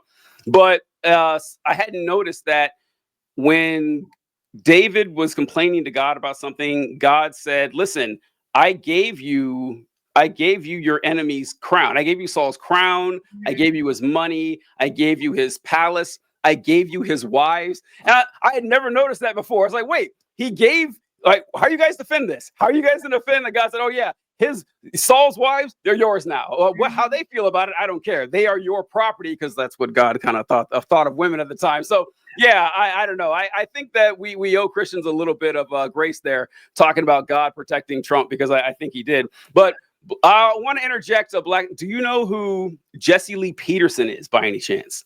I've heard the name, but I do not know the person. He is the worst Black conservative. I know that you've seen a lot of bad ones, but they all pale in comparison to Jesse Lee Peterson.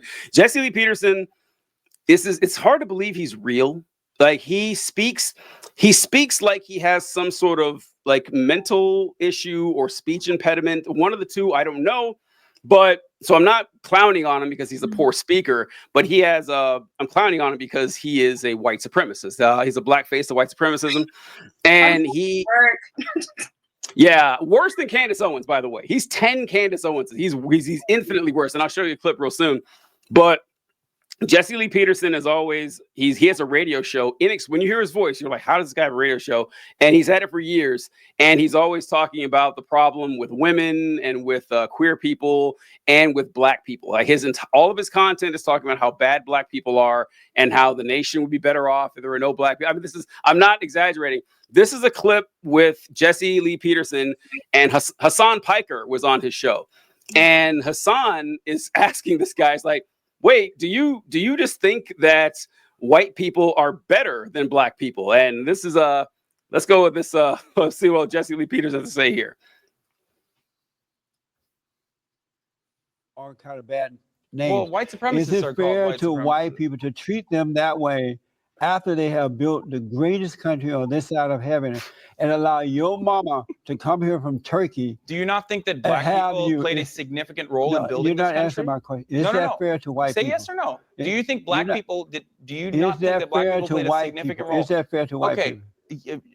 There's no such thing. Like, there's no fairness to white people. This is not a white person's country. Asian people played a significant role in building this country. Who built this country? They left their country to come here. Do you not think that black people played a significant role? Do you not think that African Americans played a significant role in building this No. country? How could you? Oh, okay. All right. Well, Be- do you think white because people are better than black people? Let's better just get in- right to it. Do yeah, you think white people are better than black in the people? sense that What, better in what sense? I'm about to tell you, is that they create and black people destroy. Holy crap, dude. Oh my God. That is all of Jesse Lee Peterson's content. All of his content is exactly like that. Because it's impossible to, with a lot of these folks, they're clever, you know, and they know how to dance around. They know how to make bigoted talking points and trying to hide it and conceal it in clever language. But that doesn't work on Jesse Lee Peterson, because Hassan straight up said, "Hey, do you think white people are better than black?" Yes, I do. I think they are. He'll just come right out and say it. So that's mine. Like, have you seen anyone that brazen with like Mr. Peterson there? Oh my God, I have not. I'm I'm kind of speechless because I've never heard him talk before. I've never seen that, and He's the worst. I don't understand like how you can look at this country and the history of it and not see the contributions of the black community and how we built this shit up. And it's like, this isn't white people's country either. It's the Native Americans. That's why they're called Native Americans. They were the ones who started this. So what is he even talking about? Yeah, it's like Jesse Lee Peterson knows that there's a lot of money to be made in just trying to ignore the black experience and to downgrade them at every possible opportunity. And once again, all of his fans are going to be white people. They're all going to be a bunch of white people who are shitting on it. And he's found a lane to just deny reality. That black people built the White House, like literally, like it was built by slave labor. And he's going to say, no, black people didn't have any contribution because, yeah, you know, that's just how it is right there. All right. I hope I found a clip here of Byron Donalds. Now, I had brought this up to Serafina a little earlier. Byron Donalds is a congressman, I believe, from South Carolina. Let me see.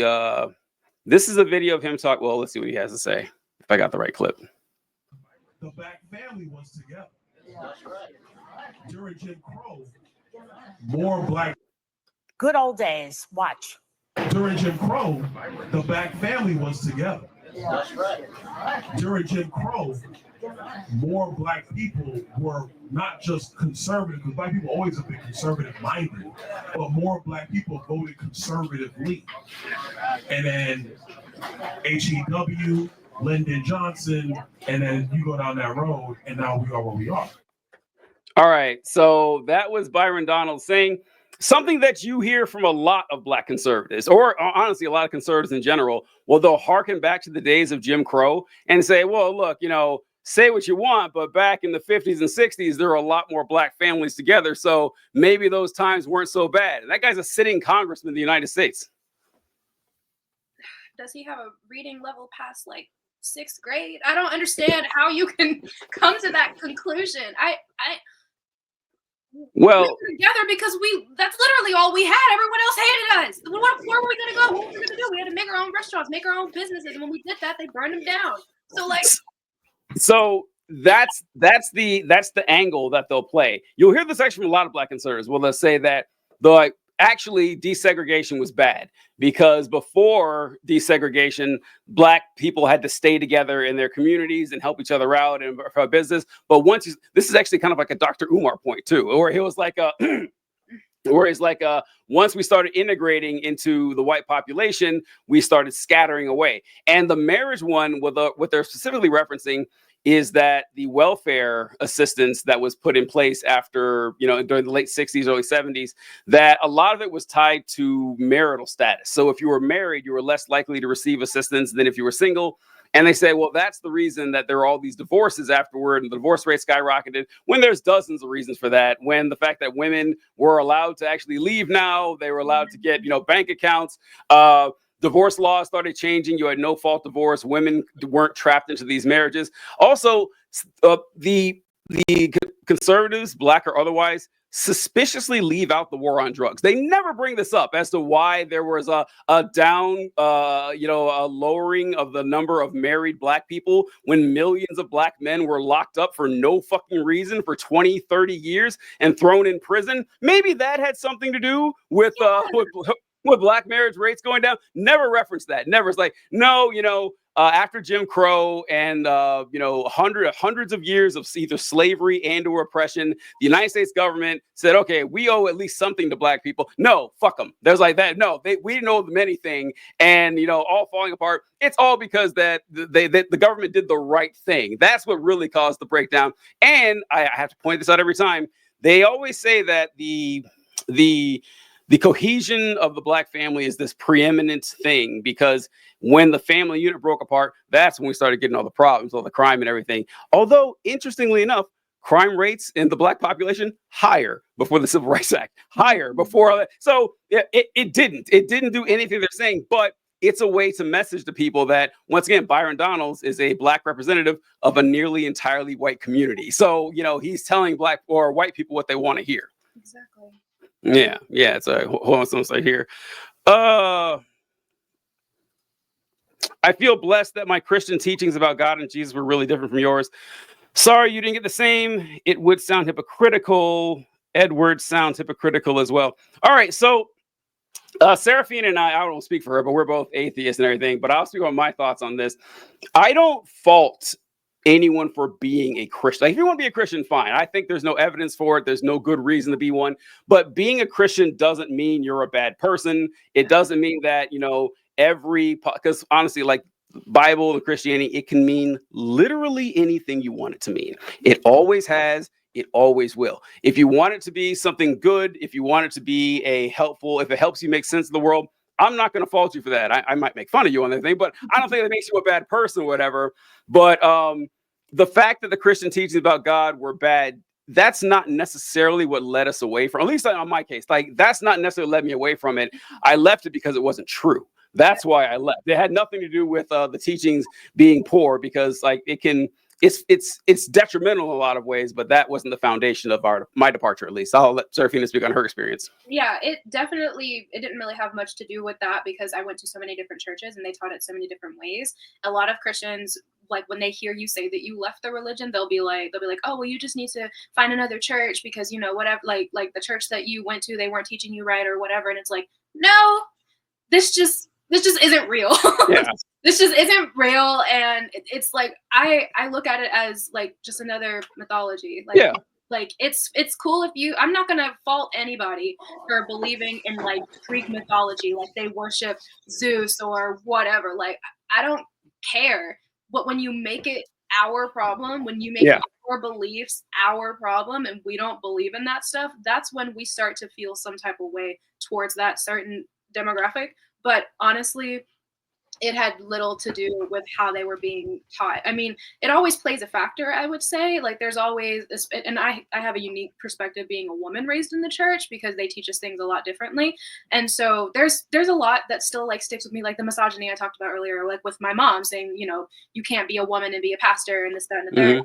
I could go to another church and they would say, no, that's completely wrong. You can be like, you can be a woman and you can be a pastor. Like it has nothing to do with the people that are teaching it, as long like for me, speaking from my experience, it was just, I started reading the Bible, stuff started not making sense. I found my own answers and realized that it wasn't real. And that was the end of it for me. I don't think going to a different church or hearing it taught a different way would have changed anything, but that's just me. Yeah. It is fun to joke about though. We're going to close out with some trivia here in a little bit. Well, those are the only two that I brought. I could have brought a dozen, but did you have anyone else on the list before we move on? Before I close out here. Yeah, because you can add a couple more if you want. It's fine. I think the main one that I really was just like, what are you doing, dude? It's Kanye West. I almost put Kanye West.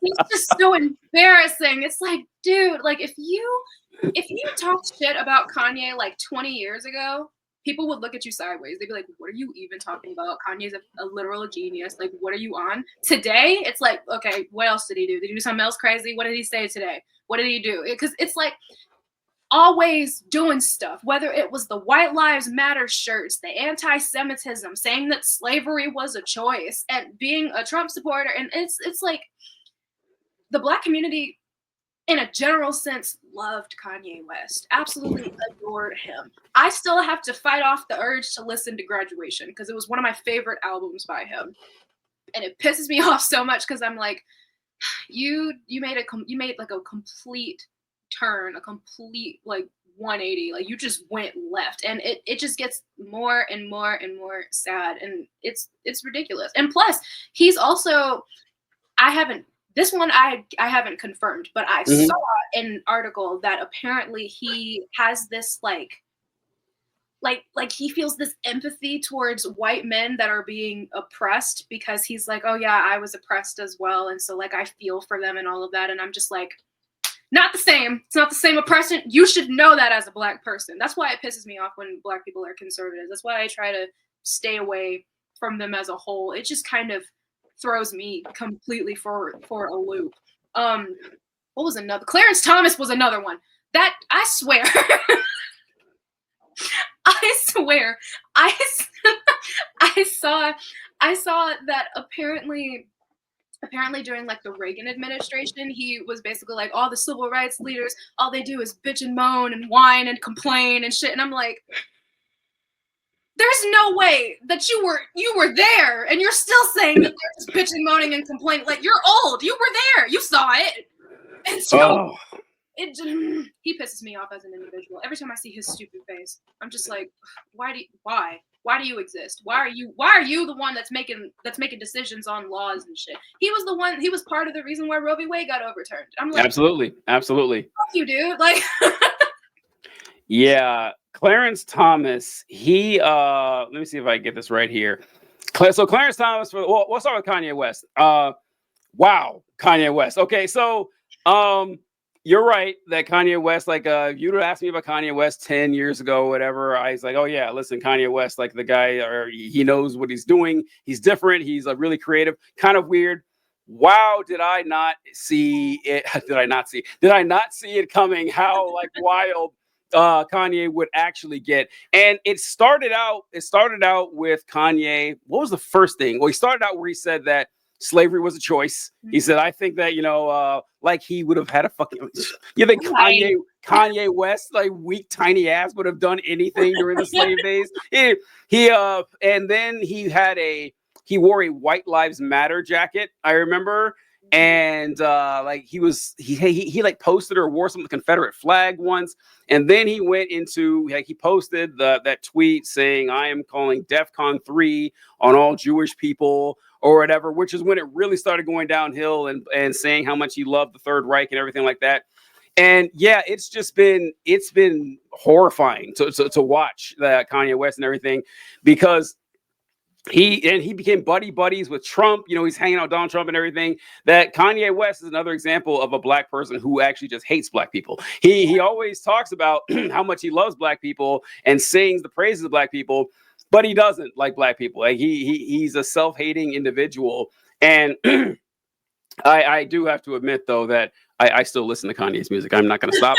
No one can stop me. I'm sorry. Me not listening to music is not going to make Kanye less racist. I just like, Kanye's a piece of shit, but All the Lights is a fantastic song. When I work out, I'm going to listen to it. So I get people not doing it, but TJ, I'm not that strong.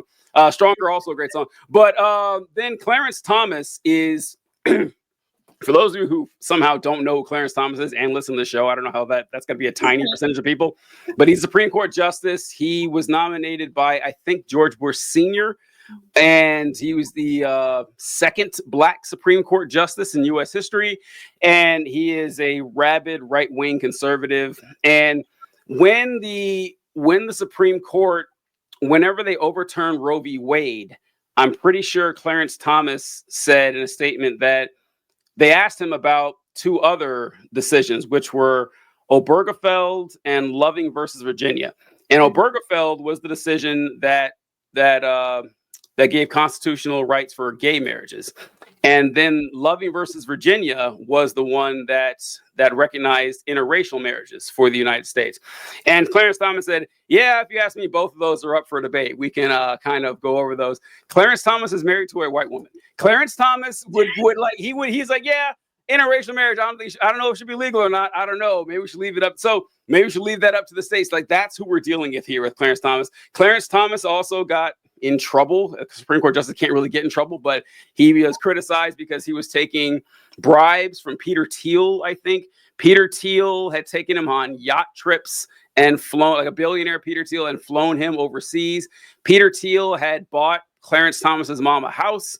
Peter Thiel also paid for Clarence Thomas' son to go to private school. So you can just bribe Supreme Court justices now, and nothing's going to happen. There's no statutes or anything to stand in the way of it. So yeah, Clarence Thomas, excellent choice right there. That guy, and he's probably going to retire under Donald Trump and be replaced with another, conservative who's going to be on the court the rest of our lives. By the way, interesting tidbit here. I'll save this for the trivia, but do you know the qualifications to be a Supreme Court justice? There aren't any. There's no age requirement. There's no citizenship requirement. There is no education requirement. You don't need to be a lawyer. You don't need to be a judge. Literally, you can appoint a 9-year-old Spaniard and like, okay, I want that person to be on the Supreme Court. No constitutional law against it. If the president appoints you and the Senate confirms you, anybody can be on the Supreme Court. So who knows who Donald Trump is going to nominate for the Supreme Court this go around with no one to stop him. So yeah, seeing all the people that he has chosen so far, I'm like, it pisses. I'm like, I'm with you whenever I say that I really don't want to blame the voters on this one. I know. I'm like, how did y'all let this happen? We can blame the voters, but we get what we deserve. This is what we voted for. We can't even hide behind the popular vote thing this time. No. Most people, more people voted for Trump than Kamala Harris. Exactly. This is the choice of the American people. It's like, all right, this is what you guys want. This is what you got. I mean, I don't know what to tell you. It's like, it makes me sad, but that's the way this is. Like, we have principles, unlike the right wing. We think democracy is good even when it screws us over. So, all right, we're going to close things out here. I appreciate your patience, Sarah, for going for long to say. But Bible trivia. Do you have any good Bible trivia for us? Any the weirdest or most interesting point of Bible trivia you know? I just made a video about this one. So, there is this I don't even know if it counts as like a mass resurrection, but there is this passage right after Jesus is crucified. This is in Matthew 27. This is like verses 51 through 53. And it basically goes over this small instance where after Jesus died, after he breathes his last, and I'm saying this verbatim, the bodies of some holy people rose out of the tombs and came out and appeared before many people. And then the story just continues on. Like, they didn't even add that in there. And it doesn't tell you what happened to the body, to like the people, if they were actually alive or if it was just their bodies, where they went, who saw them, who they were. One of the people in my comments was like, I wonder if one of those was John the Baptist. And of course I had to say, I wonder if his head was still attached. That is great. I wonder if his head was still attached. I wonder if he had to hold it or if he had... That's so funny. What if his head was still attached? That story. Oh, go ahead. Sorry. Yeah, no, it was insane. And it's not when they tell the crucifixion in Mark, when they tell it in Luke, when they tell it in John, nobody talks about that. So it's just in Matthew. That's it. That is an insane story. And I love referencing that story too, because when people talk about, you ever see these folks and they say that the not only was Jesus a real person, which is an entirely different conversation to if he was the son of God and had superpowers too. They try to conflate those. Those are not the same thing. Jesus could definitely be real. The other stuff, all right, you got a lot of work ahead of you. And they'll say the resurrection happened. We know what happened because we have 500 witnesses. And so I was like, okay, what about the people rising from the graves after Jesus's crucifixion? You don't think anyone else would have written this down? You don't think this would be the most talked about recorded event of the entire Middle East? If anybody saw this other than Matthew, I think we would know. I think that other independent sources would come to this, but mysteriously not mentioned anywhere. No, not anywhere. And it's so strange. And the thing is, it's not even mentioned it's not mentioned anywhere else, even in the Bible itself. They just throw it in there and they just go on about the rest of the story. They're like, and in the evening this happened, and then the next morning, and it's like, no, what happened with the bodies? Where did they go? Who were they? Why did they rise up? Who decided to do that? Like, there's so many different things that like go into that.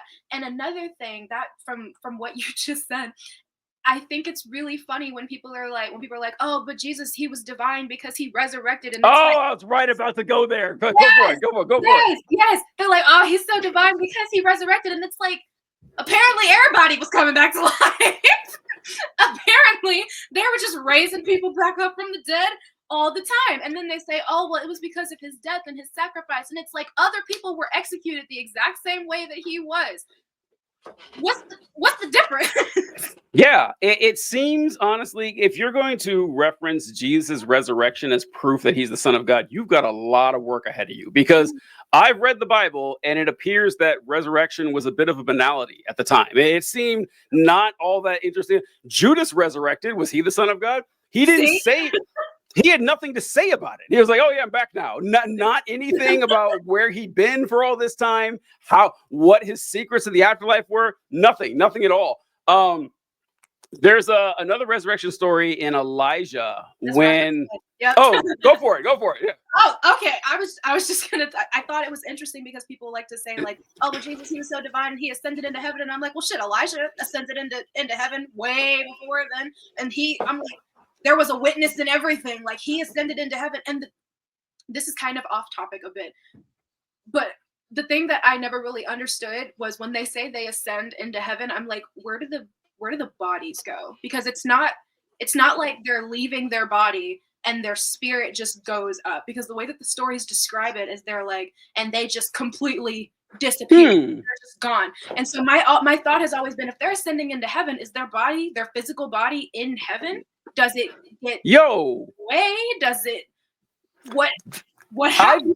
I've never thought about that. That's a really good question, because you're right. Whenever it talks about like Enoch ascending into heaven or Elijah ascending into heaven, they don't say their spirits ascended. They say they ascended. In fact, even when Jesus ascended into heaven, it was his physical body.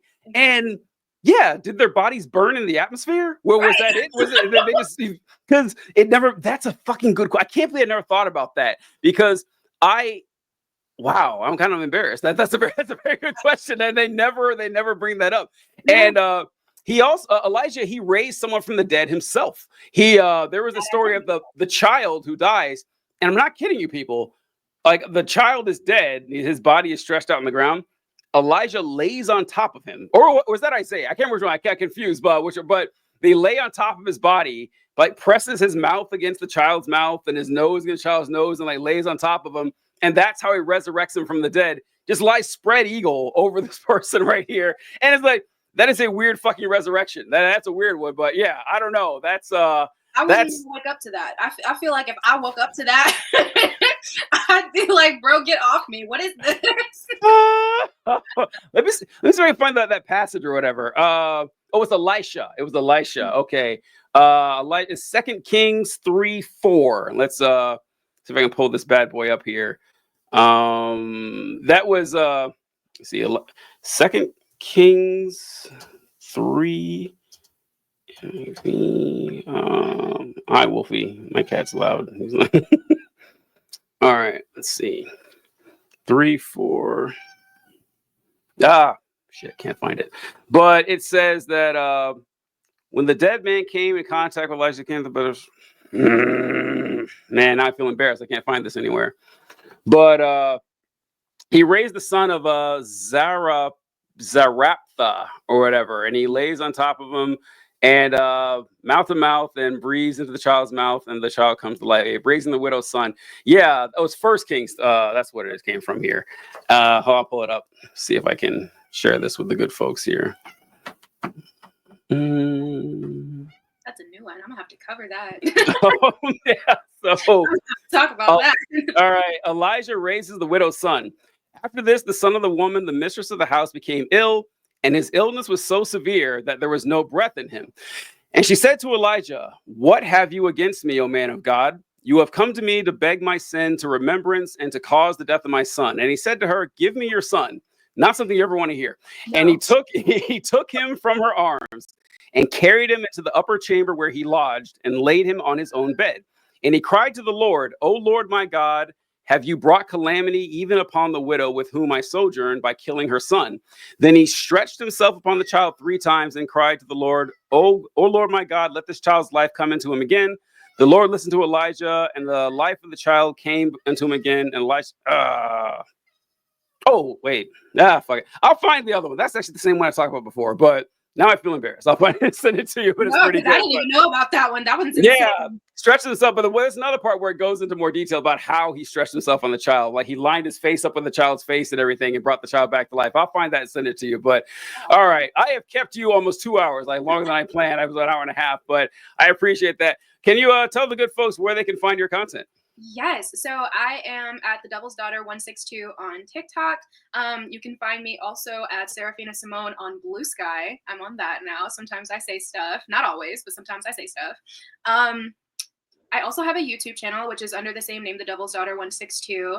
I don't post a lot on there now, but I will be soon. So you can find me there. How are you liking it over there on Blue Sky? I got on there a little while ago, and what do you think of it so far? It has been a nice breath of fresh air. Honestly, I haven't seen a lot of, if I want to escape the bigots, I kind of just go to Blue Sky because they're kind of not on there yet. And so I have a decent amount of fun on there. A lot of my feed is just authors and books. And I just found a new book series that this author wrote. Actually, I think I have it. I still have it pulled up. It's called The 13th Hour. And it's written by this author called Trudy Skies, and they basically write about killing gods. And I have been enjoying the hell out of it. I love that. Yeah. And so I found that because of Blue Sky. I would have never known about that series at all if it wasn't for them. And so I found a lot of really cool books to check out. I follow a lot of my TikTok mutuals on there, and I've genuinely been having a good time over there. It's a nice place. I was never a Twitter person. I would kind of just get on, like I had an account, but I would get on if somebody was talking about something that was trending on Twitter or whatever. But I was never really the person that was constantly on it. Blue Sky, it feels nice. I like it. It's a good respite because I was on Twitter for a long time, and it's the fucking worst. It is terrible now. I lied to you. I won't let you leave quite yet because I did find the verse I was talking about. Yes, Here we go. yes. It's 2 Kings 4:32. When Elisha reached the house, there was a boy lying dead on his couch. He went in, shut the door on the two of them, and prayed to the Lord. Then he got on the bed. He lay on the boy, mouth to mouth, eyes to eyes, hands to hands. He stretched himself out upon him. The boy's body grew warm. Elisha turned away and walked back and forth in the room and got on the bed and stretched out on him once more. The boy sneezed 7 times and opened his eyes. Elisha summoned Gehazi and said, "Call the Shunammite," and he did. When she came in, he said, "Take your son." She came in, fell at his feet, bowed to the ground, and then she took her son and went out. So yeah, very, very detailed description of Elisha lying spread eagle on a child's body, dead body, and doing eye to eye, nose to nose, mouth to mouth, hand to hand, spiritual resuscitation. Very uncomfortable verse to read, like a very uncomfortable one right there. So yeah. And plus, that's just.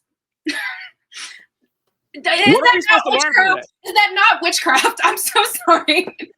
I know, right? It's insanity. That's insanity, but I hate the fact that Christians like demonize witchcraft so much. And I'm like, there's so many examples in the Bible itself of other people who were appointed by God doing witchcraft. It's like this isn't a new thing. That's a good point. That's a fucking spell. If it was about God's power, he could have just said, "All right, raised from the dead," right? What? He's done it before. Yeah, I do anything like that. But all right, cool. All right, folks, we'll catch you guys later. Thanks so much, Serafina. We enjoy it. Catch you guys next time.